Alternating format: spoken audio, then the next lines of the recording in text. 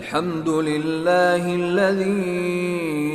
أنزل على عبده الكتاب ولم يجعل له عوجا قيما لينذر بأسا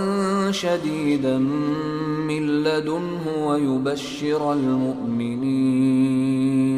ويبشر المؤمنين الذين يعملون الصالحات أن لهم أجرا حسنا ماكثين فيه أبدا وينذر الذين قالوا اتخذ الله ولدا ما لهم به من علم